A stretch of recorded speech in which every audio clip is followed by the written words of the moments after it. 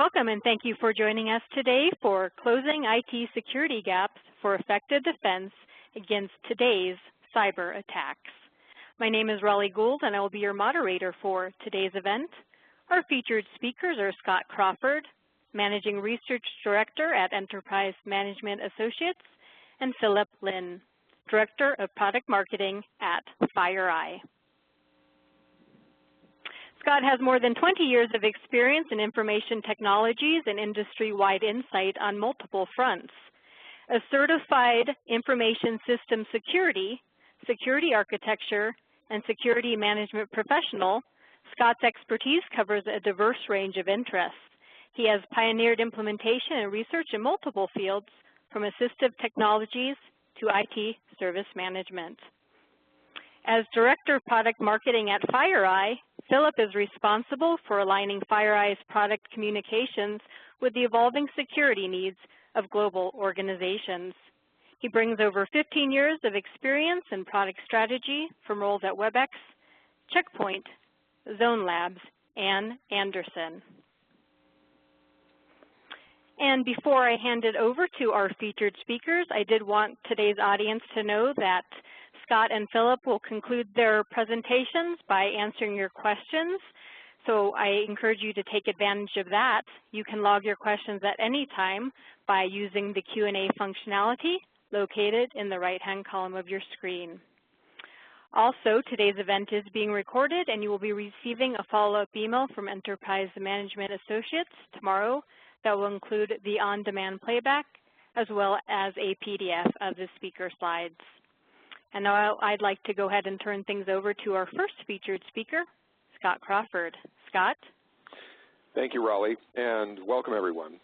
Today we're going to take a look at, well, to put it quite simply, some of the ways that attackers still win where we could do a better job of closing some of their more glaring opportunities, and which will raise some questions that I'm sure many of you have asked or should be asking your security vendors, but we're also going to touch on some of the more common failures that raise questions that we should be asking of ourselves as well as security practitioners and IT security organizations. And some of these failures are particularly alarming considering the fact that IT security as both a profession and an industry has been evolving over several years now, and yet we still find ourselves stymied by some truly alarming failures. I mean, for one thing, we see on a pretty consistent basis, just to take the Verizon data breach investigations reports as one example, consistently year over year in successful breach cases, that the majority of victims either had evidence of breach data in their monitoring information, but they either failed to notice the information or failed to act on it effectively. And this is still an issue, even in the most recent report, which came out last week. 2/3 of the breaches in the caseload took months or more to discover, and a little more than that were discovered not by the organization itself, but by third parties. So we still have this gap between intelligence and action. But we also see evidence in just how widespread some of these gaps and consistent failures are by the fact that we're seeing such scale for attacks that might be fairly qualified as industrialized. And just to give a sense of that scale, if we look at one of the largest distributed legitimate computing efforts in the world, the Search for Extraterrestrial Intelligence at Home project, we see currently a little over 3 million hosts associated with that particular project, but compare that to the DNS Changer botnet, which was operated by a relatively small group, primarily for the purpose of capitalizing on an illicit business opportunity, if you will, and that was approximately 4 million or more compromised hosts at its peak. And there are some examples that are even larger still, but the aspects of those are even more disturbing than just their sheer size, and we'll talk about this in a little bit more detail here shortly. We also see another category of attack that's become quite a concern in organizations, particularly those that are more likely to be targeted because of their intellectual property or position in an industry. And that, in particular, is the actions of state-affiliated actors. China has been implicated more than once in research reports from security vendors in the last few months. And in the case of the most recent Verizon report, Verizon described their efforts to steal intellectual property comprised about 1/5 of all breaches in the data set for the 2013 report. So we do see these, these consistencies in terms of gaps in our intelligence and gaps in our ability to mitigate risk that result in these fairly widespread failures. And, you know, we have to ask ourselves, given the fact that our industry has been around for so long, why do they still continue to succeed and succeed so consistently? Well, for one thing, you have to take note of the fact that attackers are so often very systematic. In order to pursue a specific goal, there has to be this sequence of activity that leads to success. And we are quite often not nearly as systematic as the attacker when it comes to defense. For one thing, we still stumble over some of the basics. If, for example, in the Verizon reports, you look at the percentage of breaches that could have been mitigated by what Verizon in the past has referred to as simple to intermediate controls. Basic controls, sometimes you hear people invoking like the SANS Top 20, for example, and the consistencies in failures to act there. We still have real issues with just the basics of effective mitigation. But another contributor to that is the fact that a lot of our security tools and technologies are themselves too often fragmented. They're siloed, they're isolated in silos of technology, and part of that has been, you know, a reflection of the way that the security technology landscape has arisen, which has often been in response to the latest type of threat or latest type of attack or latest exposure that seems ripe for the picking. And oftentimes these technologies emerge in isolation from others, and they don't play well with others either in security or with threat mitigation, with the tools that organizations use to remediate vulnerabilities, close exposures, manage things like configuration, change, software distribution, and so on. Another pretty significant factor that I think is pretty widely acknowledged is that we do tend to cling to the past quite a bit. We remain quite married to a lot of legacy technologies in spite of, you know, some of the obvious as far as their effectiveness. It's rare to find an organization that would be willing to part with their antivirus tools, for example, even though that it's pretty widely acknowledged that, you know, the mixed effectiveness of a lot of those tools remains an issue and has been an issue for some time. But we don't really throw stuff away in security. But the attacker will make their investment where it will do them the most good, you know, in circumventing current defenses as well as targeting exploits that have yet to be remediated. And some of these are not all that recent. You know, targeting the most recently publicized vulnerability is not always the path to success. And again, we'll talk about a pretty pronounced example of that here shortly. But vulnerabilities that are often classified as being very serious can go weeks, months, years sometimes in organizations without being remediated, and they're just ripe for the picking themselves. We've also tended to focus quite a bit recently, myself included, on what I've been calling the rise of data-driven security, meaning an effort to make a greater investment in intelligence about both threats as well as both where we can do a better job of placing our bets in risk mitigation. But we still have yet to fully capitalize. I mean, this is an area where we could have a pretty significant advantage, but we have yet to fully capitalize on that opportunity. Now, it's not as though we haven't been collecting security data or security intelligence for some time, but, you know, in terms of the application of newer emerging technologies, we're still in the earliest stages of adoption. One of the big issues there is answering the questions of exactly what is it do we want to look for, how would we go about looking for it. But one of the big sticking points there is, you know, we take a lot of data in, but how well are we doing when it comes to putting that intelligence directly to work in defense? So let's take a closer look at these three overall areas. When we say attackers are systematic, that often invokes this notion that's used a lot in security in the last few years as far as the notion of the advanced attack or the advanced threat. But what does that really mean? If we look at the threat landscape, and perhaps it's not even fair to say the threat landscape, there may actually be several landscapes of classes of threat, classes of adversary, and we do tend to see something of a spectrum. And so when we say attackers are advanced or systematic, we can interpret that actually in a number of different ways. So at one end, we see this class of what may be fairly considered industrialized attacks. These are often packaged compilations, if you will, of multiple attack tools. They're often pretty well packaged, in fact, packaged in ways that rival commercial software methods. They're made available in silver, gold, or platinum levels of features and functions on occasion. They may offer guaranteed levels of support. You can actually shop for your preferred support packages, your preferred toolkits. there's outlets that really mimic the approaches of the commercial software industry in making these capabilities available. They're typically designed for scale. They target classes of vulnerabilities that are often quite widely exposed, and not just software defects, but gaps in organizational practices, such as password management, for example. They're optimized for management because when you're trying to corral a large number of compromised hosts, you need to make them fairly readily manageable. And in doing so, they often not only meet some of the same standards or do as well as a lot of commercial systems management tools, but they can actually do a better job in some cases because, for one thing, they're not necessarily obliged to adhere to standards. If they want to use a non-standard way to validate their components, why work with an established spec like MD5? Why not use your own, which may avoid detection because who's using an experimental protocol? The same for communications protocols, things that, they're not beholden to the standards and requirements of the industry the way that legitimate software development often is. At another end of the spectrum, we have what might be fairly considered the more dedicated adversary. One of the big differences here is in terms of focus. It's not that industrialized attacks are unfocused, but they may be focusing on an entire population at risk, whereas a dedicated adversary may have a specific target, limited number of targets in mind, and they'll be able to apply resources that may not be available to others in terms of the expertise required to pull off a more protracted attack.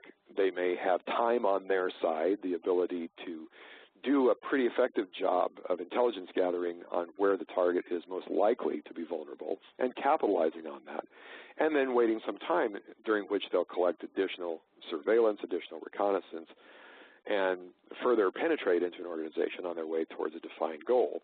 And sometimes these two classes can often play well together. I mean, it's not at all uncommon for the more dedicated adversary to take advantage of fairly simple exploits to gain an initial foothold into an organization, like common attacks that use phishing to gain initial entry by inducing a user to click on a malicious content or malicious malware.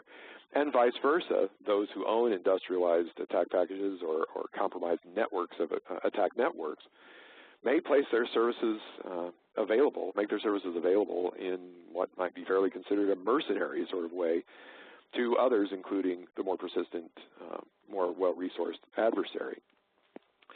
So these are examples of where attackers are a lot more systematic than we often are, and in particular in the way that an attack will follow a sequence.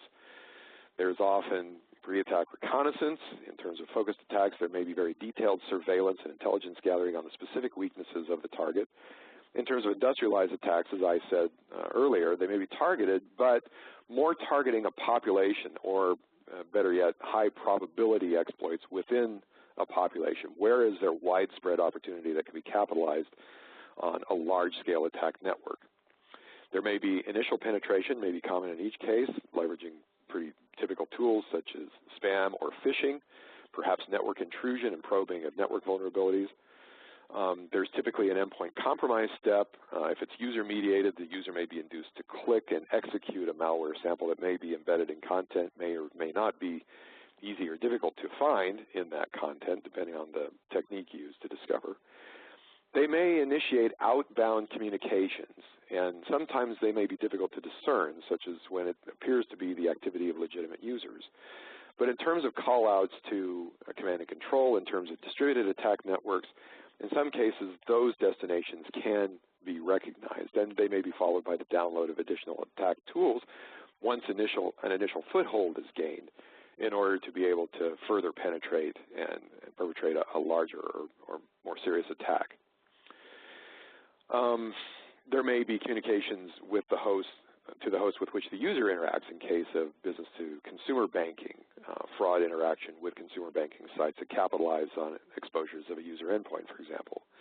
There may be ongoing quiet surveillance, additional penetration, exfiltration of sensitive data, and perhaps gathering of additional intelligence across targets to further the attack.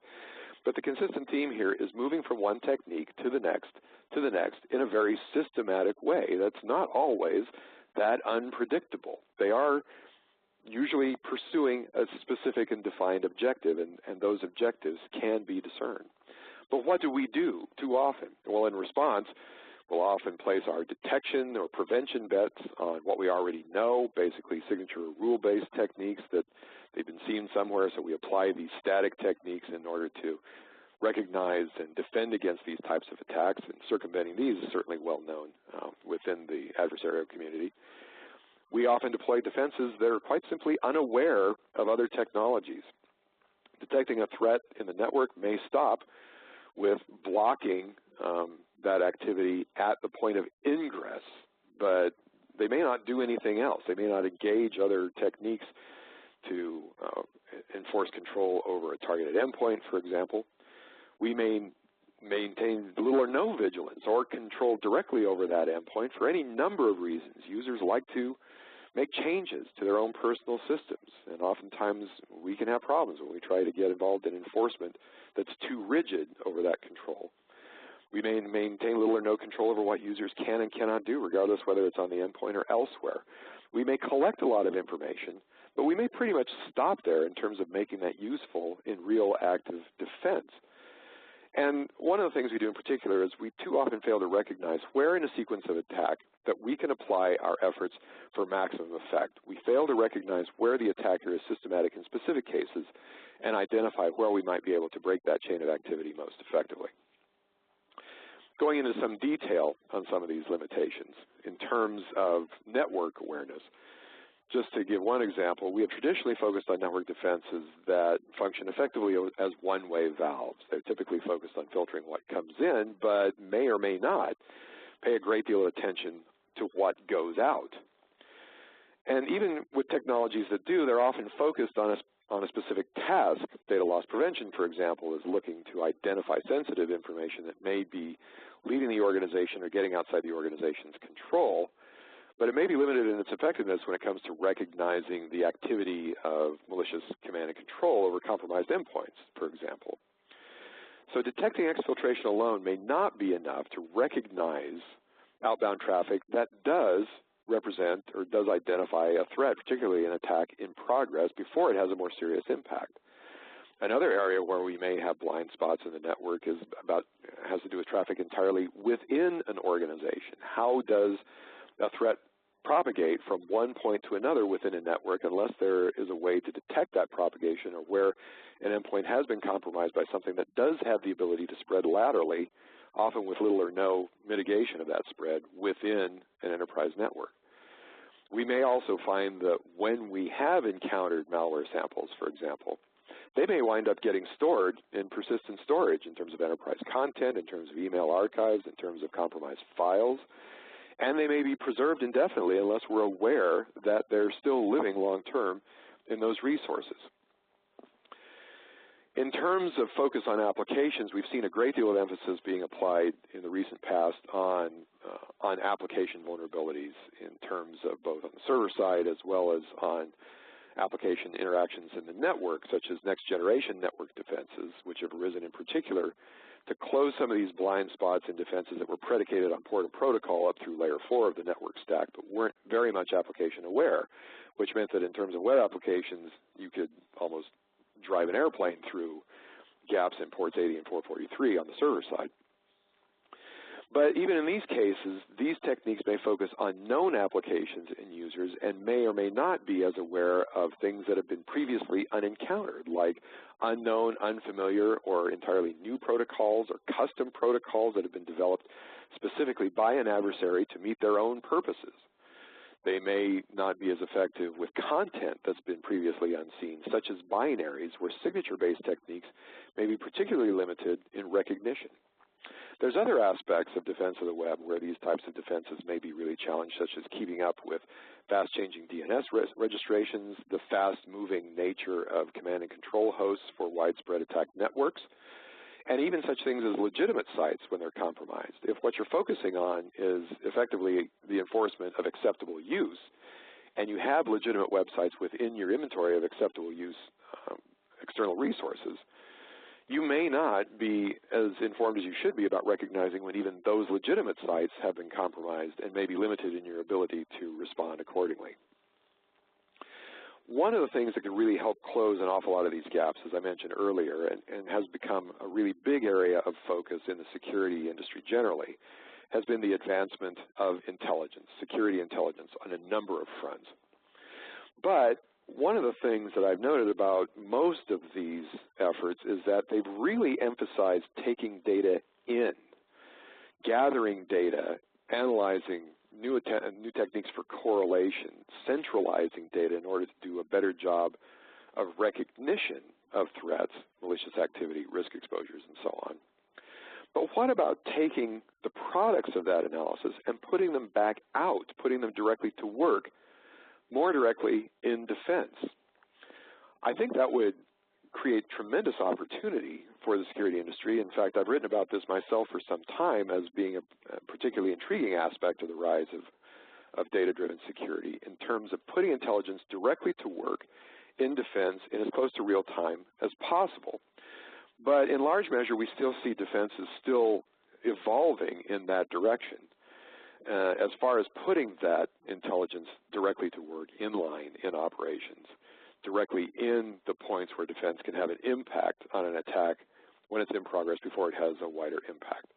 But one of the big questions we have to answer along the way is how accurate is that threat identification? If we're going to put this intelligence directly to work, we have to be careful that we don't invent what's effectively the mother of all denial of service vehicles. We have to make sure that we can rely on the intelligence that we're gathering to do an effective job and not complicate things rather than make a positive contribution. But that accuracy has to be supported in ways that go beyond our legacy techniques such as static recognition. What about dynamic behavior? What about what goes out as well as comes in within a network? I think intelligence can be a key to breaking down these stovepipes and these silos in security technologies, particularly if we can get better at sharing what we see in one dimension, such as visibility in a network, visibility in terms of the web, and sharing that, informing defenses that can be more effective in terms of directly engaging mitigation at the endpoint or building a more complete picture of a threat rather than just in one dimension, such as malware detected or phishing attack detected, for example. And not even just within one organization, but being shared across organizations. The fundamental question here is, if you've seen a sample before, why can't I benefit? And how current is this intelligence? Well, of course, there's a lot of issues to be considered when it comes to sharing intelligence across organizations. But regardless, I do think there are ways that this sharing can be made more practical, more effective, and in particular in engaging in defense in real time. I think it is a lot more possible than it has been before that a lot of organizations can benefit when one has seen an attack a lot earlier than we've been able to do in the past. We still need to make more progress in that direction, however. And until we do so, what we're saddled with right now is a situation where, again, the attacker is systematic, and we aren't nearly systematic enough in recognizing where the attacker is systematic and responding in a similar way. We may see a threat in network content, but do we correlate what we see in the network to where endpoints have been targeted specifically? Is it familiar or previously unknown? If it's previously unknown, how do we recognize it as a threat? Based on its behavior, based on how it communicates? When we see a threat in web content, do we recognize what servers it came from or how those servers are changing?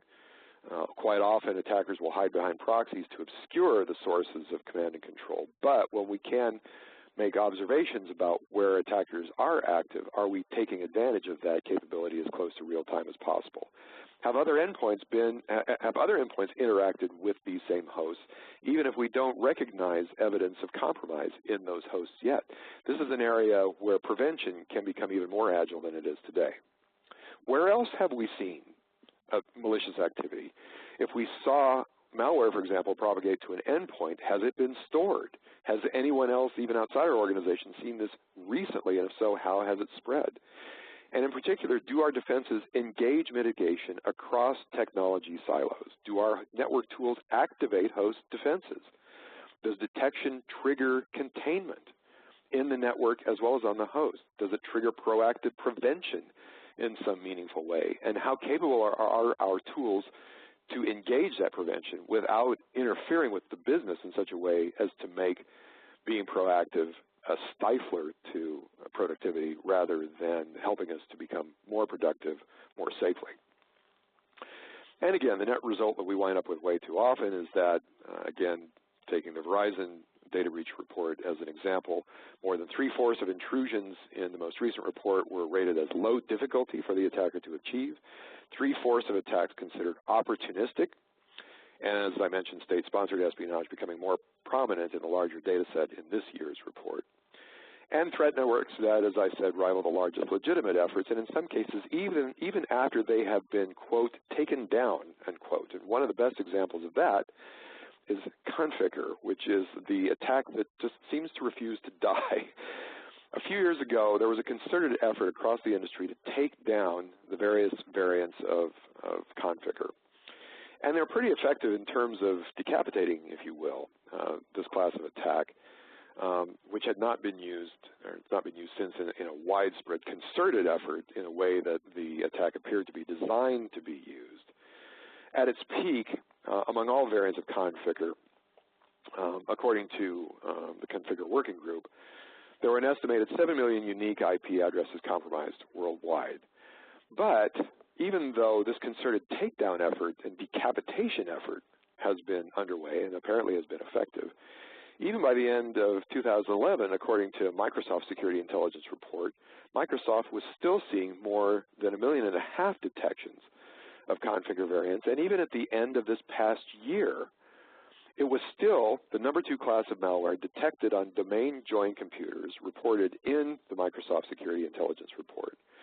And that figure had actually, even though that number was down for the year, over the previous year, that figure had actually increased from the third to the fourth quarter in 2012. And in fact, just this past week, any of you who are Slashdot subscribers have seen that the Ministry of Education in Schwerin in Germany had determined that it was actually cheaper to get rid of their Conficker-infected computers than it was to fix the infection. So even though this thing is effectively headless, it's so efficient and effective in determining opportunities for lateral spread and compromise, in part taking advantage of security gaps that are just too easy to exploit, simple to guess, easy to guess passwords, default passwords left unchanged and exposed, instances where patches which have been available for years have simply not been deployed to remediate the vulnerability. Capitalizing on these still too frequent exposures allows this to spread even though it's functionally or effectively headless. We've seen this at EMA ourselves in our own research when we've asked organizations in the past year, when we were doing research among 200 enterprises worldwide on the factors that are contributing to the rise of data-driven security. One of the questions we asked are, what are your most significant frustrations with security technologies? And among the top responses to that question was poor integration among security tools is a big problem, considered the most significant frustration for nearly half of all the respondents. Still too slow to respond to emerging threats, still too unable to recognize what they don't already know, too often have inadequate visibility into malicious or high-risk activity reported by 1/3 of respondents, and too easily overcome by targeted threats reported by 1/4 of everyone we surveyed. So these are still pretty consistent issues with security technologies, despite how far along we've come as an industry. Can we take back the initiative in becoming systematic as the attacker is systematic, or as the attack is systematic? If they're that systematic, why can't we learn from this? Why can't we coordinate our visibility and response across multiple vectors of activity? Why can't we do a better job of identifying threat trajectory and mitigating risk accordingly? When we see malicious network content, why don't we correlate that to the endpoint and engage defenses there as we can? When malware is downloaded here, why can't we detect when it's been stored there more effectively? Why can't we do a better job of recognizing callbacks to malicious hosts outside the network or other aspects of threat behavior that can be identified and recognized given the intelligence that we have? And engaging not just anti-malware, antivirus on the host, but other approaches to host-based defense, system control, system configuration and change, preventive or proactive change controls, for example. I do believe that intelligence is key, but I think it's equally important that we focus on recognizing that what is seen in one dimension can be consumed in another to make a more systematic approach to defense more effective. But we need to be able to coordinate this across multiple vectors in the network, at applications, with storage, with the endpoint. And when a threat is previously unknown, we can do a better job of engaging dynamic defenses. We already appreciate the value of a dynamic approach to the assessment of applications at runtime, for example. Engaging the dynamic analysis of threats and threat behavior is a way that we can further extend that more dynamic approach to intelligence. And so integration is something that we do talk about a lot in security and wish we were moving closer towards, but I think there are some very tangible ways to achieve that, and we're beginning to see inroads being made today. In particular, we can put intelligence more directly to work in defense. Today, as I mentioned, we're really focused on taking data in and informing the human responder and the human analyst, but putting that more directly to work in data-driven defenses. We do have examples today in terms of identifying threat behavior and malicious activity, callbacks to recognize malicious external hosts being one of them, the inability to intercept and block malicious outbound communications being another. But putting that to work at the host in identifying targeted or compromised endpoints and then correlating that to engage host-based defense and host-based intelligence. What is there that we can learn and understand about the makeup of this host, things that have changed on the host that would be indicators of threat activity that we can use to build a more solid and more actionable picture of what's going on at the target of attack. Obviously, this intelligence must be as current as possible, which means that observed behavior is key to its effectiveness and would be most useful if it's broad as feasible across multiple organizations so that when you've seen something that I haven't seen before, I need not be subjected to it if we can make that sharing more responsive in the technologies of defense.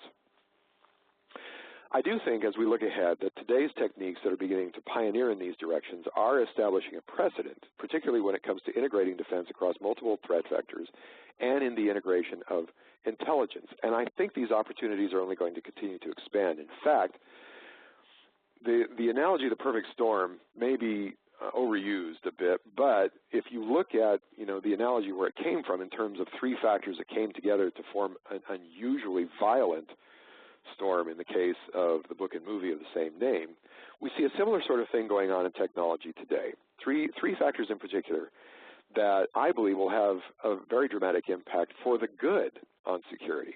For one thing, the enabling power of virtualization that is making a more software-defined approach to defense possible will make it possible for us to be more agile in response. The impact of mobility is one thing that a lot of organizations are concerned about, but think of the positive aspects of today's mobile platforms. They have adopted an approach to code authentication, if you will, code validation, sandboxing, application distribution, and other approaches that are not typical of the legacy endpoint, PCs in particular, that do suggest a security model that is much more powerful than what we've dealt with in the past. And we can take advantage of these precedents to build more secure environments going forward, I believe. Obviously, security intelligence in terms of making the investment in bigger data, if you will, taking advantage of the ability to analyze data more quickly and more effectively and handle greater variety of data can be a real advantage, particularly in helping build a more effective response across organizations. But we have to be able to put that intelligence more directly to work in defense. So as we look at these three overall factors that are coming together in this very positive storm for security, I do see the potential for capitalizing on software-defined techniques to couple with intelligence so when we do see malicious activity or threat behavior, we can couple that with more effective and more immediate response in the IT environment itself. We have a lot of hurdles, obviously, to overcome before we get there, but that potential does exist with the software-defined approach to networks, data centers, and the IT environment itself. Intelligence linking with action that's just an example of where I think we're going to get closer to linking more advanced, more sophisticated approaches to intelligent data analysis. But putting those to work directly in defense, I think we do see some ways forward there. Mobility is already changing the nature of the endpoint in organizations, but in some ways it's changing it for the good. But there again, it's going to be a spoiler in terms of accepted approaches to security and security management on the endpoint. And we're going to have to recognize where mobility presents an opportunity as well as a risk in order to take advantage of mobile's benefits as we mitigate mobile's risks going forward. With that, I'd like to turn our talk over to Phil Lin with FireEye to talk about how FireEye establishes examples of where we're driving these approaches forward for the future. Phil? Thanks, Scott.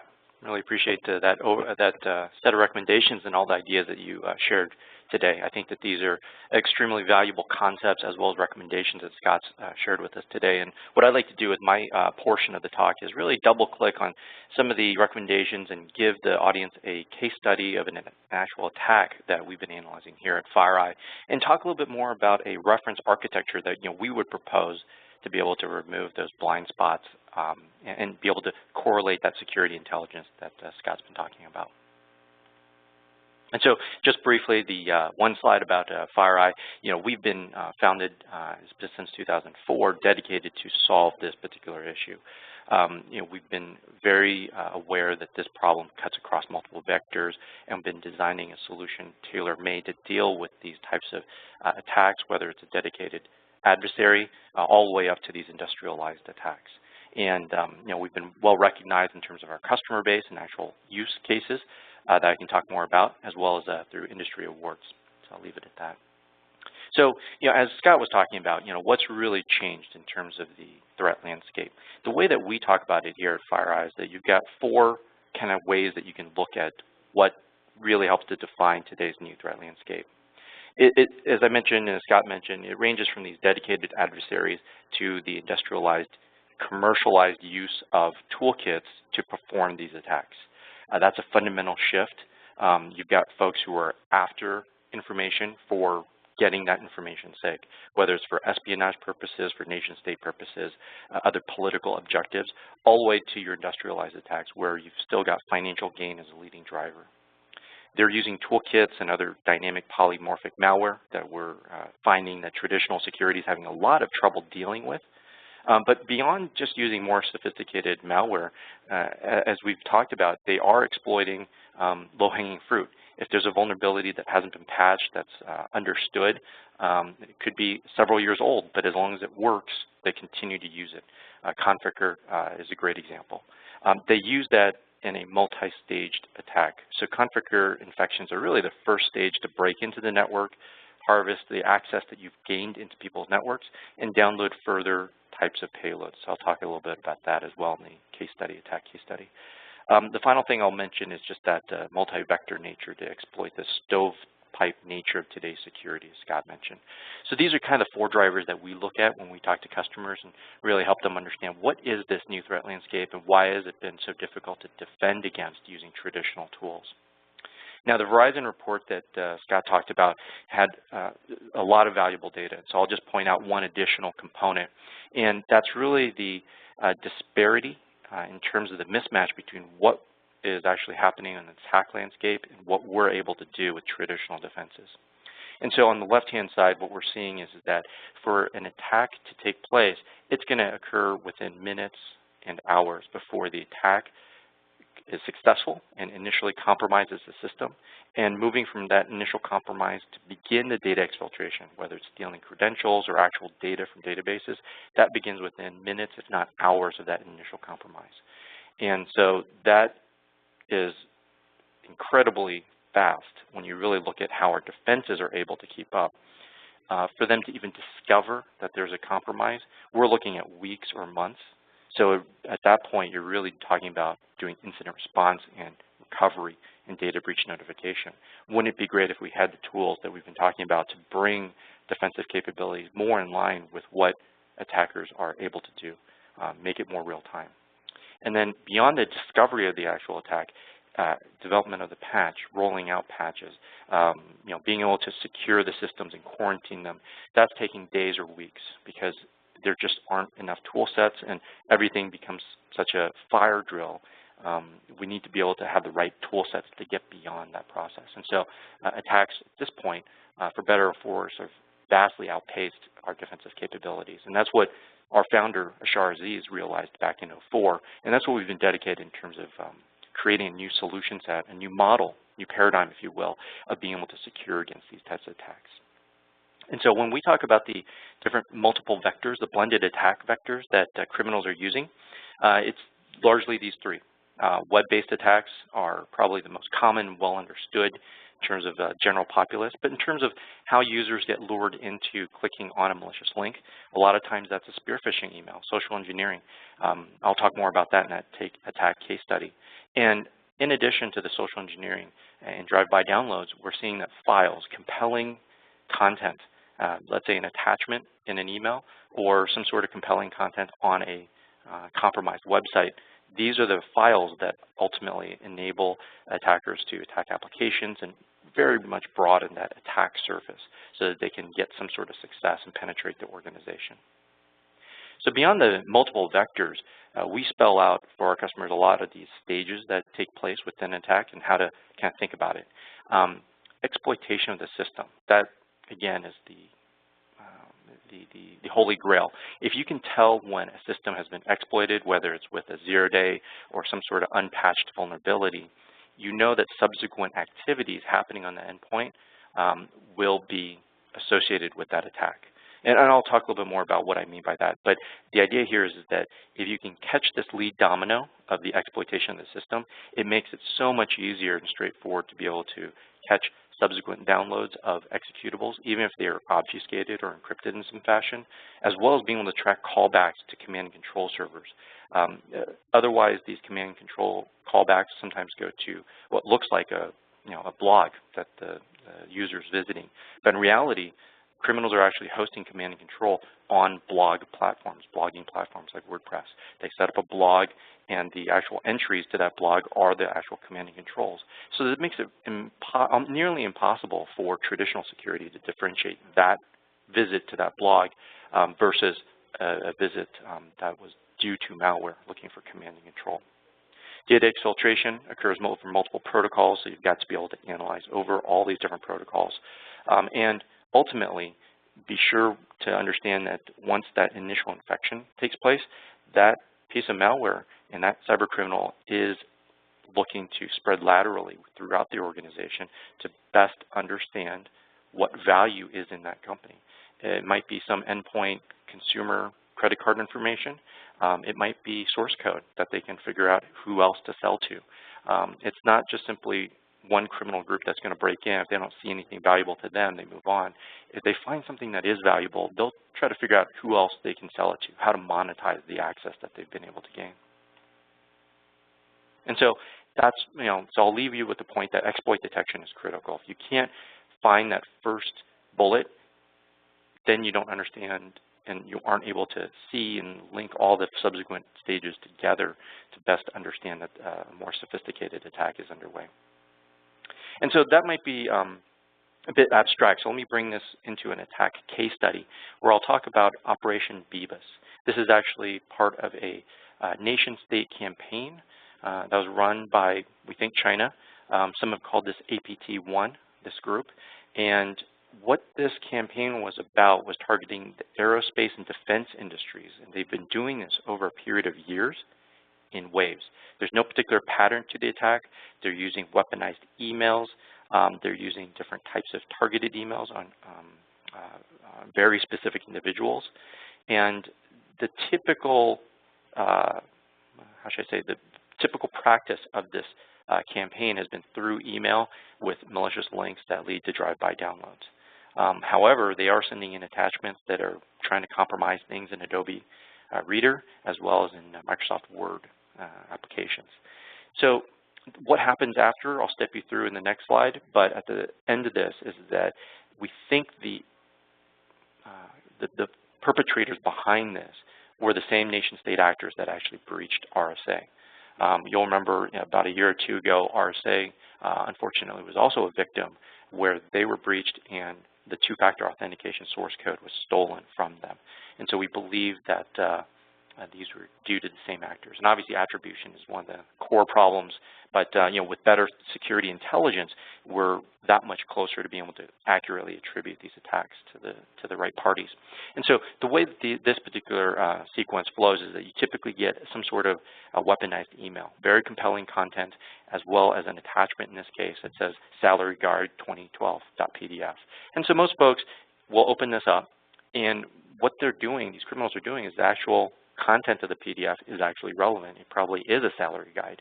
And so at that point, what's happening behind the scenes is that a backdoor is being opened and infecting that system.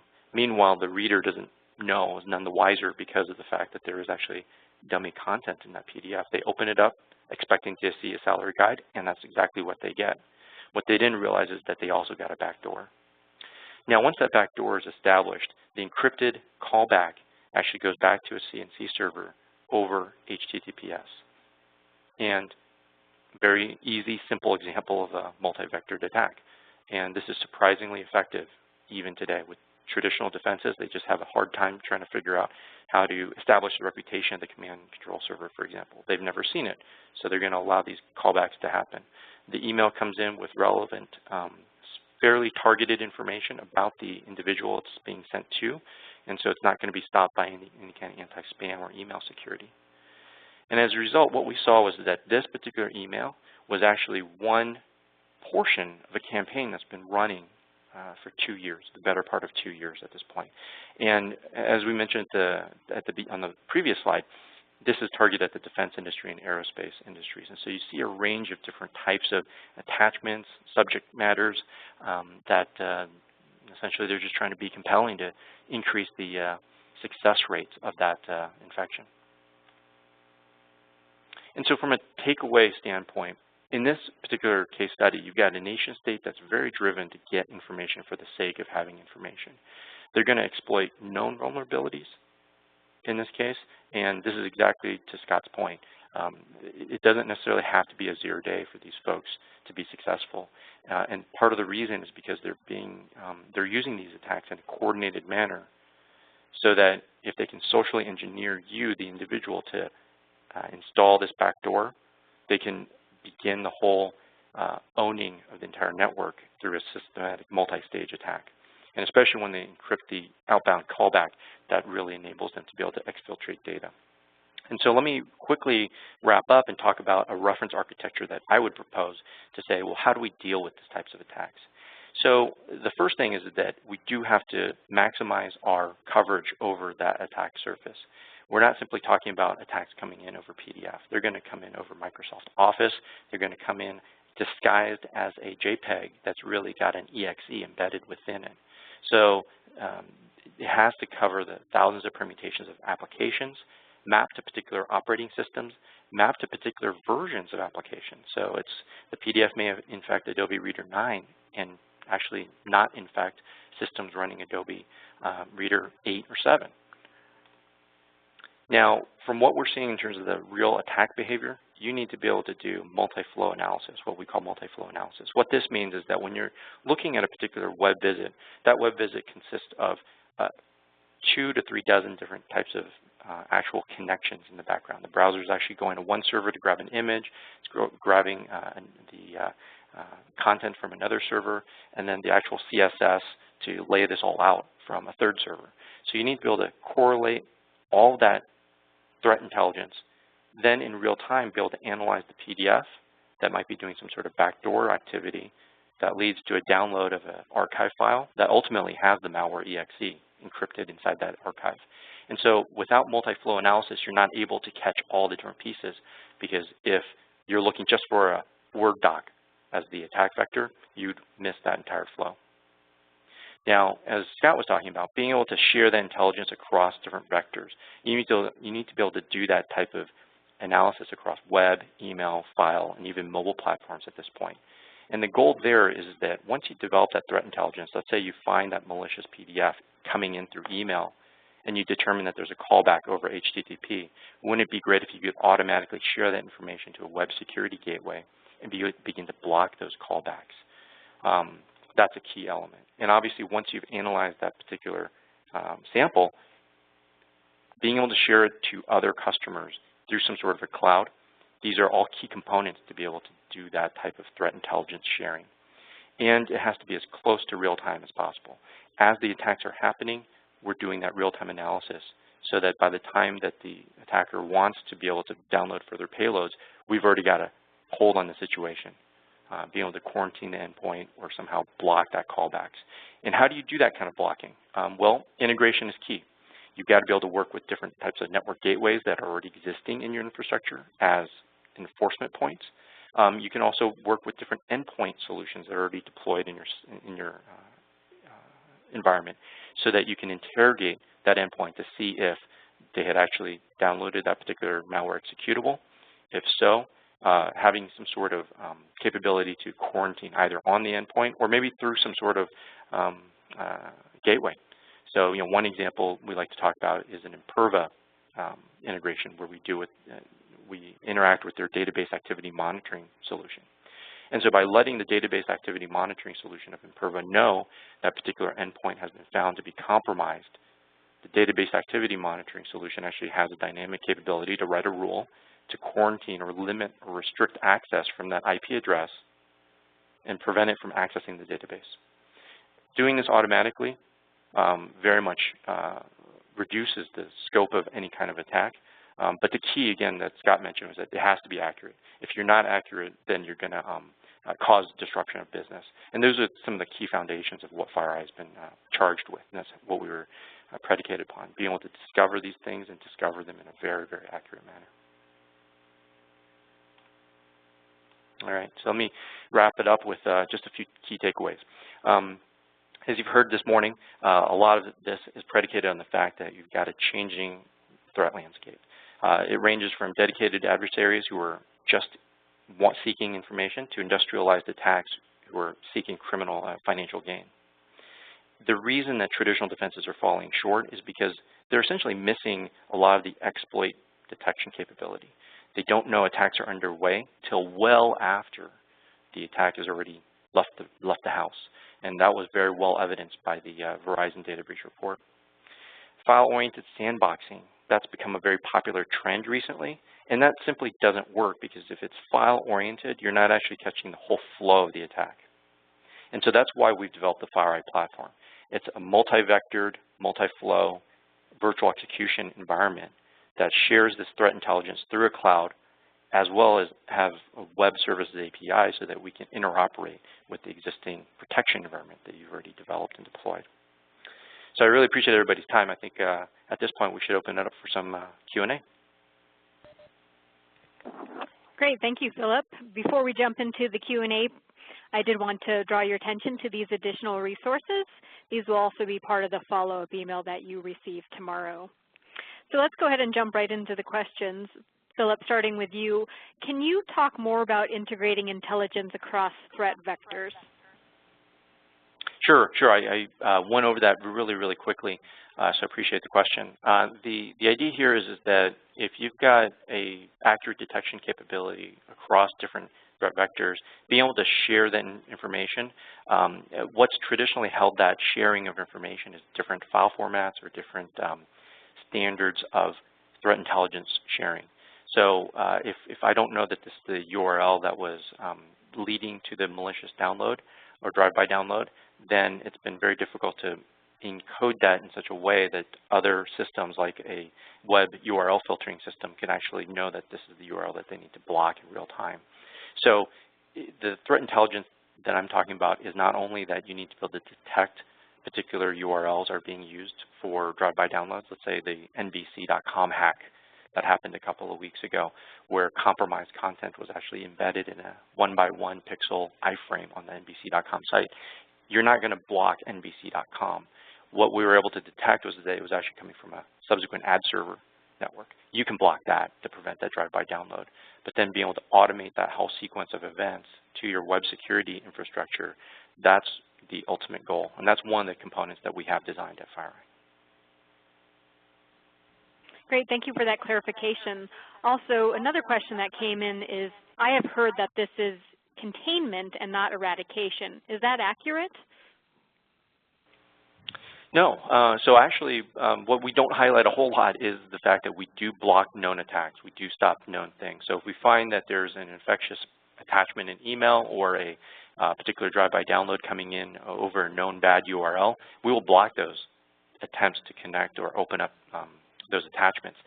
The real secret sauce to FireEye and the real differentiator of what we're doing is being able to detect the unknown and be able to dynamically gather threat intelligence, create that threat metadata, and then share it across your infrastructure in a machine consumable manner. That's actually one of the differentiators, and so that's why we focus on that so much. Great, thank you. Now let's jump over to you, Scott. You sound like you're advocating for yet another approach to vulnerability management when organizations already have had enough time with patching. How would your approach change this? It's a really good question, because one of the things that comes up a lot about vulnerability management is how do you know where to apply your efforts, because it's not cheap to try and cover an entire environment with updates in a short period of time, let alone make sure that the update itself can be deployed reliably and that it has been deployed as expected without negative impact on the organizations. One of the things that this sort of an integrated approach that capitalizes on intelligence can do for you is identify where you do have active exploit behavior afoot. And if you're aware, not just in terms of general research that shows the rise or prevalence of particular types of attack, but where your organization in particular is being targeted, and specifically which hosts, which points in your environment are being targeted, then that can give you better insight into where you can apply your efforts most effectively. If it's endpoint focused, if it's something that it is current and it is targeting you, and particularly if you have defenses that can identify and intercept these attacks before they have an impact, then you know where and how to engage mitigation, such as vulnerability remediation, patching upgrades, and so on, and where you can do it more quickly and more effectively to have a greater impact in the long run on your defense efforts overall. Great, thank you, Scott. Let's take one final question, and Philip, I'll direct this to you. Does the FireEye box only alert on new threats, or can we use it to block in some way? Yeah, absolutely. The ability for the FireEye solution to be able to either quarantine malicious emails or block inbound web attacks is there. Again, these are things that are known either through the FireEye Dynamic Threat Intelligence Cloud. Some other FireEye customer has already seen it 0-day and has shared that threat metadata. We are able to block that. But again, the key here is that you've got a protection engine in the multi-vector virtual execution capability at FireEye. That MVX engine gives you that real-time capability to do 0-day detection, so that even if you don't have a cloud connection, you're in some sort of disconnected environment, highly sensitive network, you're still having that engine to detect all these types of threats and block it in real time. Excellent, thank you.